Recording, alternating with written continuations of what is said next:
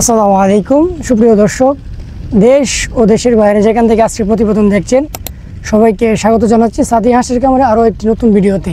আমি মোহাম্মদ মনির হোসেন রাফি। সুপ্রিয় দর্শক, আজকে আপনাদের সাথে আলোচনা করব যে ডিমের জন্য যে হাঁসটা পাবেন সেই হাঁসটা থেকে আপনি 80 থেকে 85% ডিম কীভাবে পাবেন, কী কী খাবারগুলো আপনি অ্যাড করবেন, কী কী খাবার মাইনাস করবেন, হাঁসের খাবারটা আপনি কীভাবে দিবেন, কীভাবে মেনটেন করবেন, কী খাওয়াবেন আর কী পরিমাণের খাওয়াবেন, হাঁস কী পরিমাণের খায়, কোন খাবারটা দিলে ভালো হয়, এসব নিয়ে আজকে বিস্তারিত আলোচনা করবো ইনশাআল্লাহ। সম্পূর্ণ ভিডিওটি দেখার আহ্বান রইল। দর্শক, ডিমের জন্য যে আপনি হাঁসগুলোকে যে খাবারগুলো দিবেন সেটা আবদ্ধ অবস্থা রাখলে আপনি লেয়ার অন দিবেন, সাথে হচ্ছে কি আপনার গম, ভুট্টা এই খাবারগুলো দিবেন। এছাড়া আপনি যদি শামুক খাওয়াতে পারেন আলহামদুলিল্লাহ, শামুকটা কম দামে পাওয়া যায় এবং শামুকটাও খুব ভালো খাবার।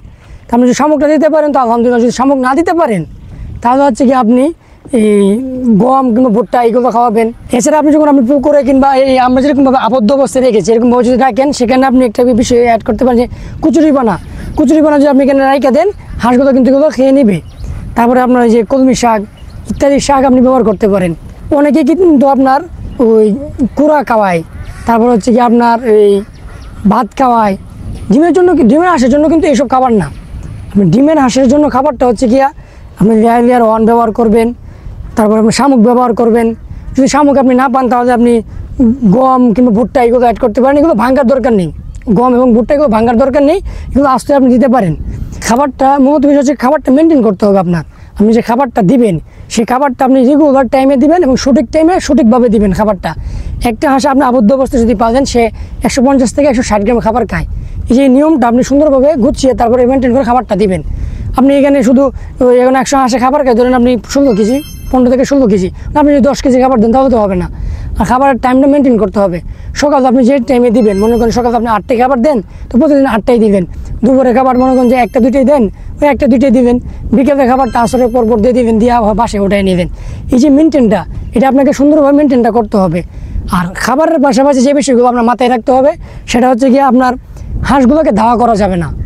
হাঁসগুলোকে এবার আপনার খামার হচ্ছে গিয়ে ধরেন এখানে আপনি 2 কিলোমিটার দূরে হাঁটায় নিয়ে হাঁসগুলোকে খাওয়াই মানে হাওড়ে রাখলেন, হাওড়ে ঘুরাইলেন, তাহলে কিন্তু হবে না। এই যে আপনি নিলেন আর আনলেন, এই যে জার্নিটা, এই জন্য কিন্তু ডিম কম আসতে পারে। আপনি যদি মানে ভালো ডিমের সার্ভিস চান তাহলে আপনার হাঁসগুলোকে বেশি কষ্ট দেওয়া যাবে না, হাঁসগুলোকে ধাওয়া করা যাবে না। তারপরে আপনার রাতের বেলায় হাঁসের ঘরের শেডে আপনার লাইট ব্যবহার করতে হবে, অন্ধকারে রাখা যাবে না।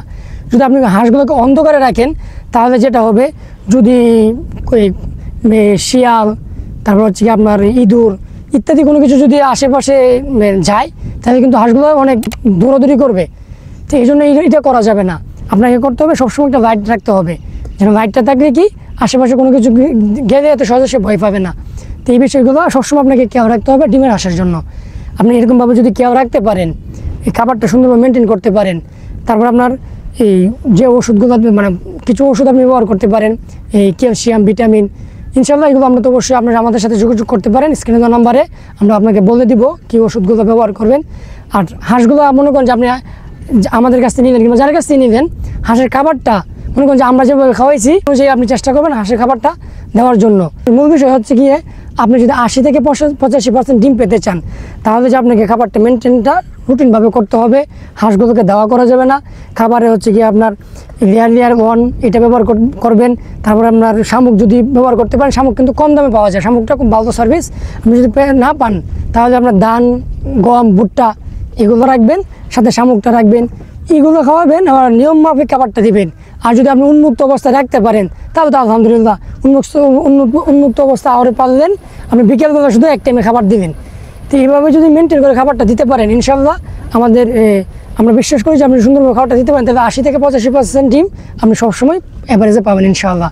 কিংবা যে কোনো ধরনের পরামর্শ তথ্যের জন্য স্ক্রিনে দেওয়া নাম্বারে চাইলে যোগাযোগ করতে পারেন। তো সুপ্রিয় দর্শক, সকলে ভালো থাকুন, ভালো রাখুন এই প্রত্যাশায় আজকে ভিডিও এই পর্যন্ত শেষ করছি। আল্লাহ হাফিজ।